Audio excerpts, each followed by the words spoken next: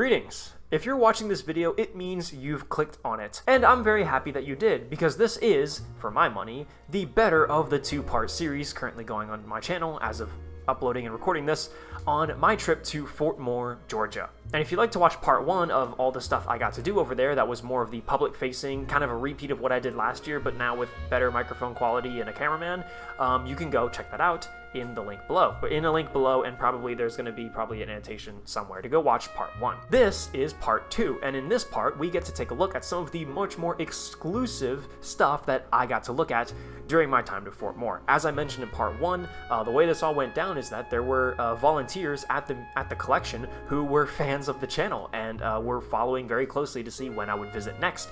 And when I did, they let me do some really, really cool stuff. But of course, I've been allowed to post this footage with the one request that I leave a massive disclaimer on this whole thing. Everything you are going to see in this video was done with express permission from and in collaboration with the Armor and Cavalry Museum down in Fort Moore, Georgia. I was escorted by museum staff during the entire time that you see in this video. Never once allowed to be by myself, got express permission. This is not an experience that they normally offer to just about anyone. In fact, sometimes I look back on this, and from what I've been told, it's actually kind of a miracle that they even let me do this. I'm pretty sure, like, even if you have the proper credentials, there's still not a 100% guarantee that they will let you do stuff like this. So I really feel incredibly lucky that I got to do a lot of this, and of course, I extend an utmost thank you and massive gratitude, massive everything, to all of the members and volunteers of the Armor and Cavalry Collection for letting me get footage of what I managed to get footage of. And again, I have been told that I am allowed to post this from the Armor and Cavalry Collection. In fact, there are actually some things that I'm not allowed to post. So all of this footage was captured on my second day at the collection, when the volunteers had told me that if I showed up a little bit early, they could open the doors for me and give me some exclusive tours. Now, I didn't actually capture too much footage of this, funny enough, but on that second day, there was also a booth set up for the new up-and-coming game Aces and Armor, which, for those of you who don't know, another tank history YouTuber named Soflian, I really should look up how to pronounce her name before I butcher it on camera. She was there that day helping promote the game, and it was really cool because I got to meet her and talk to her, and as far as I know, she's subscribed to the channel. Is it got an original, like, it has the same engine that a normal M60 would have? Yeah, it's the old engine. Yeah.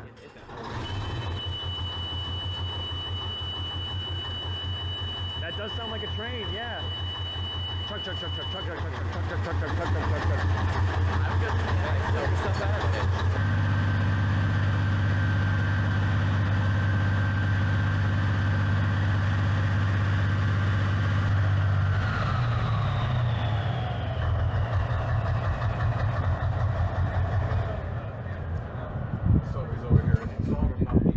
That is incredible. God damn. So hey, shout out Sophie. I'm gonna say Sophie for short. I hope that's okay. It was a pleasure meeting you, and I hope you enjoy what I have on the channel. Hopefully I get to meet more tank YouTubers if I get to go back to Fort Moore even more often. This video is also going to be a lot less, like, super structured, so to speak, as the previous one. There's going to be less post-commentary, less music, less fancy editing. I really did just want this to be as much of a raw experience as I possibly could, because these tanks are very rare. Like, a majority of the tanks that I'm capturing on camera in this video are one of a kind. They're the only ones that exist. And the Chieftain has done an unofficial high-speed tour of this back area, but it was unofficial, and it's a high-speed tour. Mine is also unofficial, but I really wanted to take my time. I wanted to walk around these vehicles and give you guys really close-up footage. So yeah, there's some blank spots. Yeah, I kind of leave long stretches of silence in there because I want you guys to be there with me to walk around these tanks and really look at them. But there is commentary. Me and the volunteers are talking to each other. There's stuff to look at in here and to listen to. But yeah, so if you're wondering why the editing style of this video is a lot different than the first one, that's why. This one I wanted to just be a true raw experience of what I got to see out there. So let me go ahead and start you where I started recording, with the Panzer IV Hydrostat. Like footage, like walk around footage of these things. Yeah. Because, yeah, this stuff is freaking incredible. So like you said, as long as you get permission. Yes. Or as long as you say it where it would be posted. Disclaimer, yeah, like this is not a normal thing. Don't come expecting this experience. I am special. Also, I would say that. We're to get enough people asking. Yeah. Don't ask them. It's not going to happen. I'm special, basically, right? Exactly. The sprocket is different. The sprocket's totally different. Really? Yeah, the front sprocket is unique. That is not any model of Panzer IV sprocket I've ever seen. Doesn't line up with the A through D, doesn't line up with the E through G, and then the H and J had their own. This is a as well. There's more J Panzer IVs. base, right? How many return rollers does it have? How thick is the armor? It should be. It was 1944, so it should be. It looks like an H. It's got 4 return rollers, so Okay. it's an H base. Yeah. And you have that big adjustment nut too. Very interesting. Yeah, it should be an H base. I'm gonna go around the other side and get the turret. I assume J just because of the location of the shirts. No. Sheridan has nothing to do with H or J. That's my whole War Thunder coming out. Yep. What is that? I wonder what this is. Where does it go? It's probably exhaust. Oh, actually, Some yeah. kind of exhaust. Exhaust, blowing exhaust onto the tracks. That seems like a bad idea. Yeah. At least in the long term. Back here, there's no exhaust. You're There's right. no place for it. So. There's no exhaust. You're right. So. This must be intake, same way like Panzer IV and III, and then yeah, you're right. This must be exhaust. It comes out underneath here. Yeah, there you go. So that's. It must be exhaust blowing out onto your tracks. That is. I guess it would probably blow dirt off. It could. And the engine is still in there, so. Oh wow. Oh man.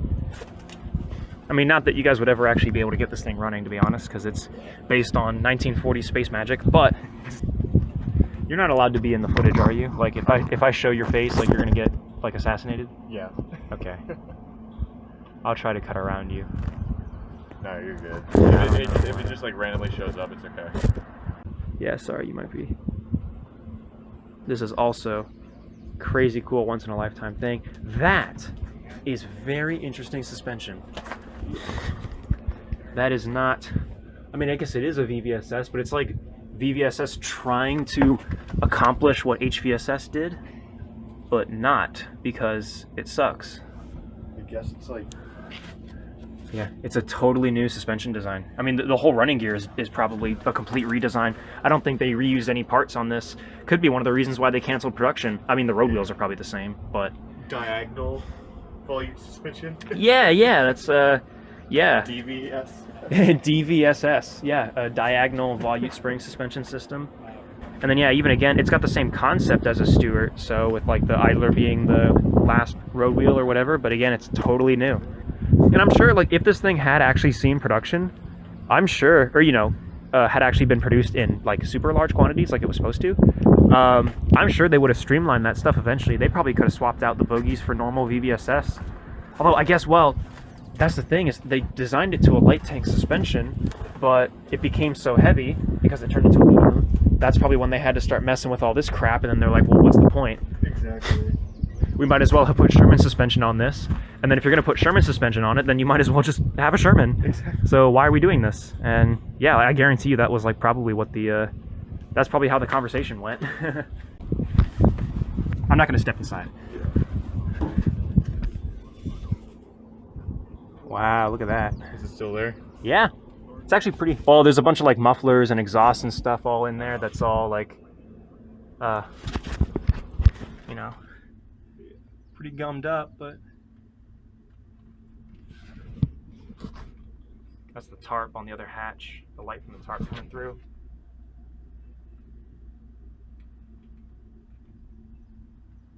I'm very curious to see. Very interesting. So the 57, I think also one of the most interesting parts of this is the 57. Definitely. I think what makes me curious about it the most, also direct vision. America still trying to do direct vision without really doing direct vision. These. Lift these up. You probably, oh yeah, you undo some bolts. Yeah, this is, and all the handlebars too. I guess this would be to get up on it. Yeah. And then ventilation. It's so cool because it has all the same design cues as like a Sherman. It really is like a Sherman Stuart hybrid. It's like they tried to make a Stuart into a medium tank, which is, surprise, surprise, exactly what this was. Oh wow, that's got the engine still in it. Yeah. The radial. Oh yeah. Wow. Yeah, it's another thing. I'm surprised they wouldn't have Well, maybe they would have made multiple variants. Although I guess the Stuart at the time was using the radials. Yeah. Or they switched to the caddies. Yeah. When this was being like drawn up and everything, What year would that have been? 43. 43? Yeah, I don't know exactly when the Stuart switched to the Cadillacs, but yeah, it was you guys said it was in North Africa, shot at by the Germans, and then taken by the Germans, and then used by the Germans as a pillbox, which I think is the funniest thing. That the Germans captured this thing, and then their only use for it was a pillbox, because they were like, this thing's so slow and stupid anyways. And then captured back by the British or by the Americans, or British. yeah. Most likely was more towards the all-out thing. Oh, that's actually cool as hell. Yeah, well, yeah, there's a... No, actually, there's nothing in here. It's actually empty as hell. Yeah. Oh, Sorry. So cool. There's like a cup. There's like a McDonald's cup in there. And then, yeah, that. So there you go. That was New. a hole punch by an 88. So, Laser Pig, you are literally wrong. Oh, please leave that in. Just call Oh, them dude, out. yeah, just... But that's why the Matilda was able to deflect the 88s like they were made of frickin' paper. What? What? I don't think the Germans would have selected the 88 for the Tiger if they didn't think it was a damn good tank destroyer gun. Yeah. Or, you know, tank killer gun. The suspension of the Matilda and other British tanks will always fascinate me because it's such an outdated concept but done in such a modern way.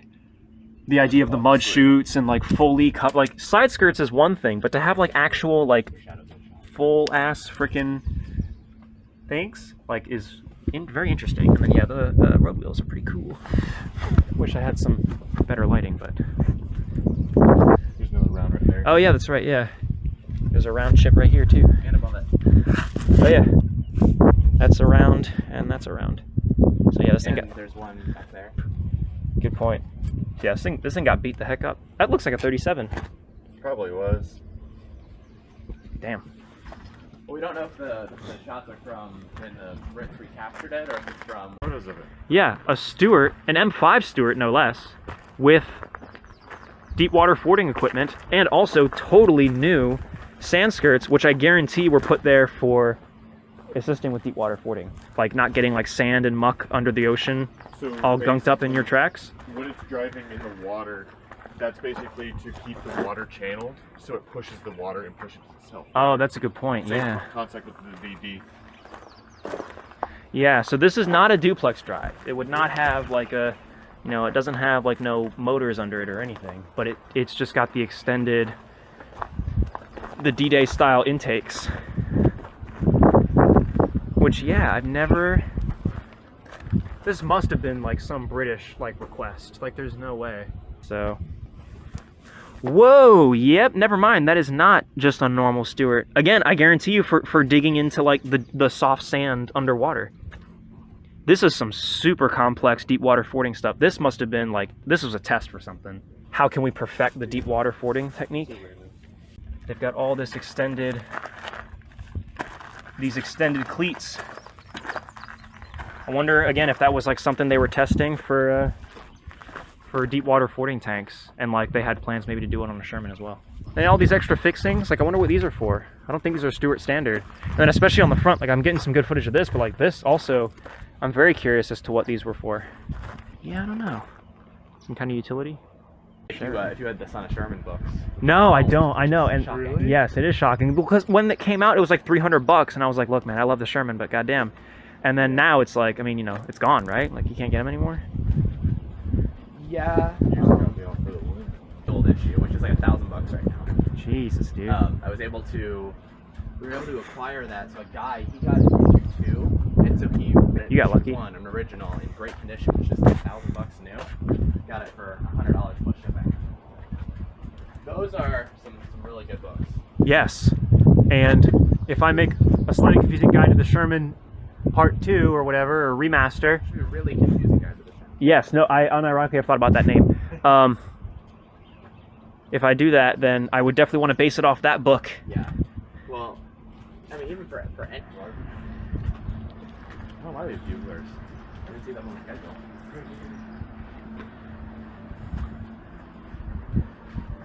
Watch out, everybody, the bugles are playing. The buglers. Those damn bugs. Yeah, dude. T-70. Well, built on the T-70 chassis, but, you know, SU-76. It is always cool to see something where, like, there's only one left. Yeah. Even if it is, like, a modern vehicle that I'm not super stoked about, but... One-off for the place. Yeah, for real, dude. I mean, you guys literally are, like... Here, Bobby's our Jamaica. Well, we have more tanks here than Bobby has. Oh. I guess. Are they big? Yeah. So is this number 1 in the world right now? Mm-hmm. This is the biggest tank we've seen in the world. Collection. That's interesting. Big old doors. Catch the sound, man. Go for it. No, he's gonna go on that tower. And a little ladder. A tiny little ladder. And then empty ass fenders. Super, super empty. You could stick like your whole everything down in there. Yeah, very, very odd turret design. I have no clue if this footage looks good, but I'm gonna try. With the big cupola. Very, very epic and cool. You know, theoretically, I could just be hitting the pause button on the recording so that it's all one big file. But also that means if something gets corrupted, then that's really bad. Yeah, then you lose your entire walkthrough. Yeah, that would suck. Hey guys, it's the M8. It's Funny Spookston vehicle number 2.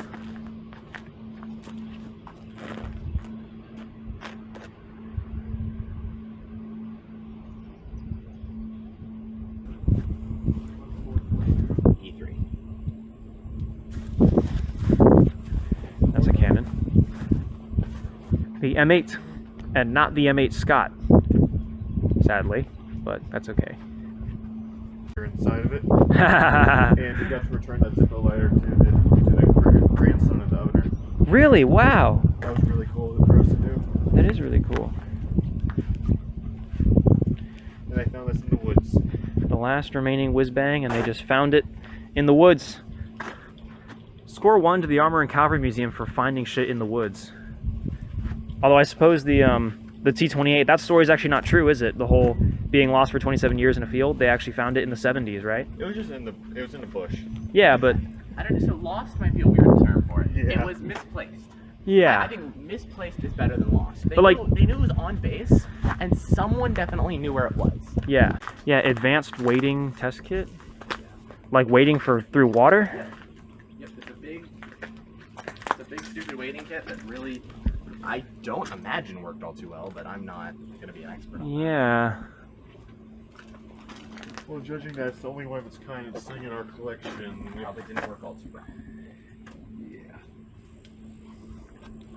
Well, it could have worked, but just not been, like, worth the time and effort, considering a good enough solution had already been found, you know? I'm right now trying to acquire 2 HVSS bogies, or sorry, BVSS bogies to turn into a coffee table. Ha! Legs. They got the Looney Tunes bow machine gun, where the bullets come out and then curve downwards, and it hits your own tank. The Germans thought it was a great idea. Yeah, the Germans tried it, and it was so good, so the Americans were like, we should copy that. On tanks. Yeah. And yeah, this, you guys said this has been blown upwards. Like, it wasn't originally like this. Yeah. Or it's been blown inwards. This would normally be, like, flat. Yeah. But this was blown inwards, and that's why it has that curve. Still, though. Yeah, it must have been for, like, clearing out sand and stuff. So second generation dozer. Second. That's what I was told. A second-gen dozer on the front. Oh, the step bar has broken off on here. Oh. There's on here. You can step on that to climb on the front.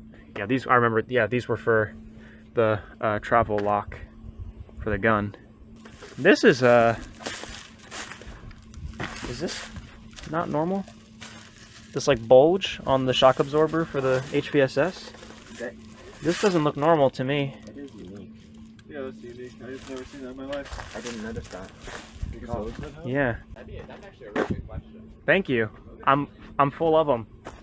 You hear that, guys? I've even impressed the volunteers with my Sherman knowledge. Oh, brother, this guy stinks! But yeah, I've never seen this before, and it connects up This here. would be probably to adjust pressure. Yeah. Because this is a shock absorber here on the top as well. Yeah. This was the shock absorber, right? Yeah, that's I've always that's wanted. welded into it. Yeah, that's a part of it. You don't get that out. This might be an early test prototype. Or a late improvement. It's such a small thing to add, though. I can't imagine. Why? It's interesting. Yeah, it's cool though. I'm sure there's other Shermans that have it. Yeah, that paint looks ugly as hell. There's no way that's original. Fucking awful. It's Aberdeen shit. Yeah. Okay, so But guys, look. The Jagdpanzer IV even has funny steel road wheels because Panzer IV bad. The Jagdpanzer IV sucked so much that the front road wheels had to be steel because it was so heavy, because it sucked, because everyone hated it and it was bad. Okay, pal, keep yapping. Keep freaking yapping, dude. See where that gets you? That's a cool little number up top.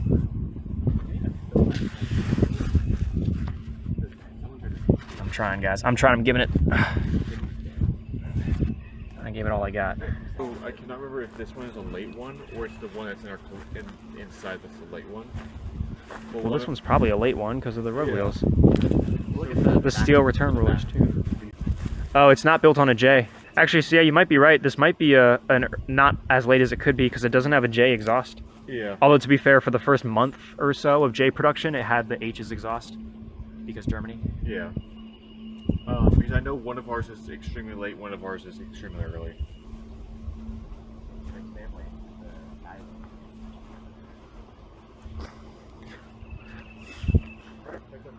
So we've actually been going in a bit of a reverse order for this video. All of that footage that you just saw of me outside in the back area was actually kind of the last stuff that I filmed that day. The first stuff that I filmed and the first stuff that I got to do was, again, the volunteers told me, come in early, we'll open the doors for you, and we will let you get inside of a couple of tanks. And of course, I recorded everything that I could and am posting what they have allowed me to post. But just to make sure I really cover my bases, I would like to once again offer the disclaimer that during this entire segment, I was escorted by volunteer staff of the collection. We had permission from, actually, me and one of the volunteers, walked up to the curator, and I was, there, like a little puppy, doing one of these, and the volunteer was like, hey, yeah, this guy, we want to get him inside of a tank or two. And so we got express permission from people in the chain to do this kind of thing. I was escorted, I was told not to break my ankles and sue the collection, which I would never do that, but of course, disclaimers, massive disclaimers. Please, as a normal peruser of the museum, please just do not bug the museum staff to get inside vehicles, to touch vehicles, to do all these fancy things. This was express permission in collaboration with the collection, not something they normally do, not an experience they regularly offer. So please just remember that, and everyone is happy. Hold on, let's get up. Here. Yep. Get up in there, Edda. I got it. Do you want lights? Oh no, should be good. The M4A3 Sherman. That is a beaut. Look at that. I should know we have two operational ones. Yeah, it is really This nice. thing's pretty good. Yugoslav. So does it have the T55 engine like the Jacksons? No. They kept the radials. This should have the original. There's your traverse handle down I there. can actually see it from here. That's the radial. That's beaut. That's a beaut. Yeah, the M36. So then does the M36 have a T55 engine, or did that get replaced back to the original? I'll tell you that y'all's M36 is labeled incorrectly. Y'all have it labeled as a B2, but it's a normal M36. It's got all the proper exhaust fittings. No, it's got all the fittings for a 3 engine, which is the normal M36. And then the B2s are the ones with the diesel engines. Yeah. Red Wrench has a really good video on the M36. He's great, Red Wrench. Yeah. A step in the front. Oh yeah, I mean they did that on purpose. Yeah, these little, that right there. Now I'll be totally transparent with you guys. I have never been inside of a World War II tank before this trip. And yes, indeed, I had never been inside of a Sherman before this trip. I know, crazy. So what you are seeing is indeed my first time ever inside of a Sherman. Yeah, so this got the early style hatch. Oh man. Stepping up to the plate. Oh man, that's a Sherman. This is literally, unironically, a Sherman. Oh wow. Oh yeah, that's the gunner's seat right there. Don't break that. Wow.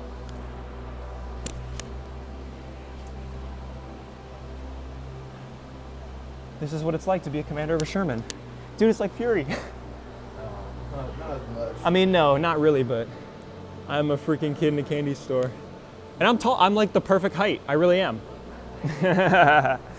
I'm posing for photos. All right, let's get in this junk. Oh, this is incredible. It's all, I recognize all the fixtures and everything. I'm gonna put this in the back. Again, I see now how the chieftain struggles. It's honestly, it's not that there's much space like for a camera, so to speak, but there's no space to put a camera. Like you can't place it down on anything in here. Like this is a recoil guard right here. I'm the commander, so I am, you guys, you're in the bustle right now on the radio rack. You are where the radio would be. So actually, yeah, man, if the radio's in here, your back is up against the radio. Your shoulder is in, they literally have a cutout in the recoil guard and you're rubbing your shoulder against the recoil guard. Yeah, as the commander, you are freaking locked in here and this gunner's right in front of you. Holy moly. This is, again, as the commander, again, everyone, I am 6'1", so I am maybe chieftain size, but look at this. You are literally like, unless I wanted to, nah, man, you gotta tuck in. And your gunner's sitting here, so that's it, man. And this is like arm's length out, and I can touch the, I think this would be for now binoculars. I could reach forward and grab the gunner's traverse handle or the elevation wheel. My shoulder is right up against the recoil guard. That's a bit difficult, but here. It's so incredible that like I recognize all this stuff. Like I know what all these things do. I could freaking operate this tank if I wanted. There's commander's override. Oh, it's such an ignored part of the Sherman, but such an amazing part. Yeah, that's right, easy to reach, right there. He wants me to get in the loader's position real quick. I won't, don't worry. Ouchies, my ankle, I'm suing. Yeah, put the camera and the light down there for the ammo. Yep. You can see the links and the actual casings. Yeah, oh yeah, so this is, there's your ammunition down there. Oh, here's your breech. Yeah, loader has it loader's got this whole half of the tank to himself. And yeah, he's actually living well in here. And that's ammunition down there. So that's your door for ammo. So this would not have. Is this wet ammo? Because I don't see sponson ammunition. Is this a wet ammo tank? I'm not gonna lie. It literally looks like wet because it's. Yeah, I was about to say it's beneath the turret. An M4A375W. There's your loader's periscope. Yeah, I've got so much room. Like I've got my legs can dangle around freely. Cross my legs under the commander's seat. I think it's a fire extinguisher right there would go. That's a can, probably for spare periscopes. This is actually comfortable up here. Oh yeah, the driver's always got it the best, especially in American tanks. But yeah, you got your ammo right here. And so this was the problem with wet ammo. People love like, oh, wet ammo. They cream their pants over it. But here's the problem. Wet ammo is only down here beneath the turret, and this is like your only access door to it, except I think it looks like you have an access door right here as well. But the point is, if the turret traverses, you got to figure out like, okay, where's the ammo beneath me right now, and which door do I open to get to it? Uh-oh, that's the wrong door. And then especially I heard also replenishing the racks and everything was a pain. I just remember that. So I think maybe in the 76W, because they did a half basket rather than a full basket, it was actually like, it actually kind of sucked. Like the ergonomics of the wet ammo actually kind of sucked. But yeah, there's the gunner's seat. I didn't sit in the gunner's position, but might give that a try right now. And then I'll drop down into the driver's position or the co-drivers, and then I can get out, because yeah, I know I'm not welcome in here. Whew. All right, so this is gunner's position. You got a nice little mat right there. I don't know if that's original. There's your firing pedals, like in Fury. This is actually quite comfortable. This is really comfortable. Camera's sitting on my shoulder right now, so you get first-person view. That's the, ooh, I don't want to turn that. I don't want to fuck with the tank. So that's traverse. It's elevation. This is like comfortable, yeah. And you can just get up here, get in your periscope. This is POV. You are the gunner of a Sherman. There's the motor for the drive. There's your gearing for the elevation. So you turn this and it drives the gear along that. Very simple system. Goes all the way back to the Stuart and the old 37s. There would be your scope. So you would have your periscope up here, but then you'd also have your indirect vision optic there. All right. Get out now, or? You got a few minutes. A few minutes? All right, I'll be quick.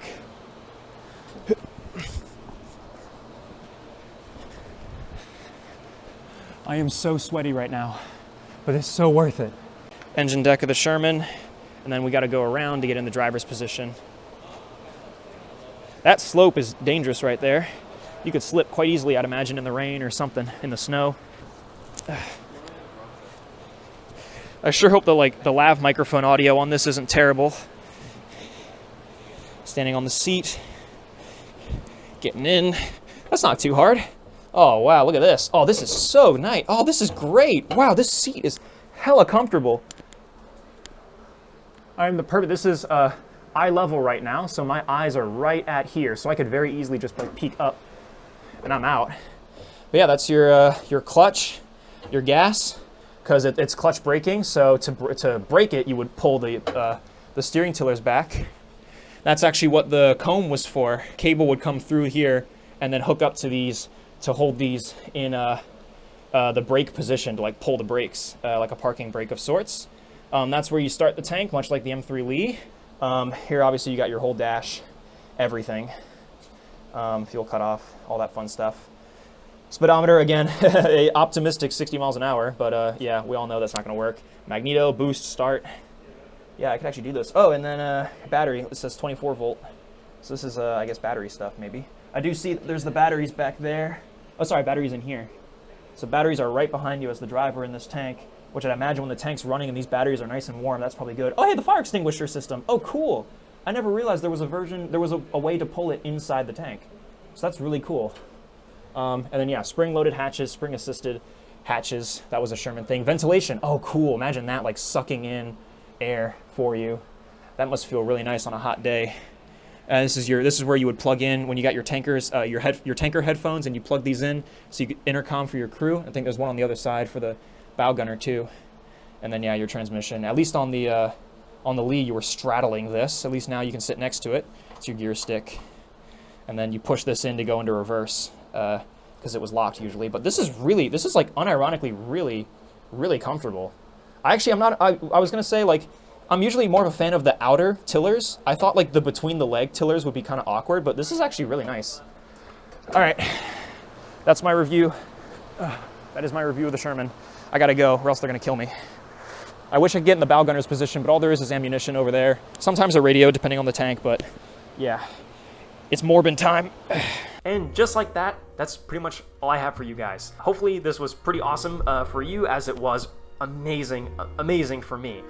You know, as far as I know, the Chieftain is one of the only other YouTube channels that even has footage of all what's out in that back area at Fort Moore. So I am incredibly honored and grateful to have been given the opportunity to go out there and tour it and film it and post videos about it. So thank you so much to all of the crew, all of the members, volunteers and otherwise at the Armor and Cavalry Collection down in Fort Moore. You guys were incredibly gracious hosts, incredibly kind to allow me to do this kind of thing. And yeah, this entire second day alone made the entire trip double, 3 times, 5 times, 10 times worth going back. And really makes me want to do it again next year and the year after that. Not that I expect this kind of treatment year after year after year. Honestly, I've done it once and I am very happy. So if you liked this video, enjoyed what you saw, and enjoyed hearing me ramble about tanks, then maybe this channel is for you. Go ahead and leave a like and subscribe if you haven't already. Do all that fun YouTube stuff. Go ahead and check out the Discord if you haven't already, where we go on and talk about tank stuff and make memes, and it's an awful place. Subscribe to my Patreon if you'd like to. All of your money will help go fund back into the channel. I will spend your money on cameras, on books, research materials, trips actually down to Fort Moore. The patrons actually paid for a decent chunk of that trip, so thank you very much. You guys literally allow me to do these things. The channel, there are so many things already on this channel that I would not have and would not be able to do if not for the patrons. So every little bit helps. If you're interested, go for it, and you get extended cuts of all my videos for what that's worth. Oh, and also a special channel in the Discord where you get to talk to me, and I also tend to value your opinions slightly more than everyone else's. Also, if you're interested, check out my second channel, Edit320 Live, where I go and do live streams. It's just a ton of fun. It's just a great little way to exercise that creative muscle. We're not locked into tank related things. I can make streams on whatever I want. So go on out there if you're interested, and leave a like, subscribe over there as well. Anyways, that's all I'm gonna say. I'm gonna leave you with that. Thanks so much again for watching, and I will see you in the next video. Bye-bye. Like the Markiplier thing, get it guys? I did like the Markiplier bit where he does the... That was clever. That was, you know what? That was good. That was a good one. I like that one.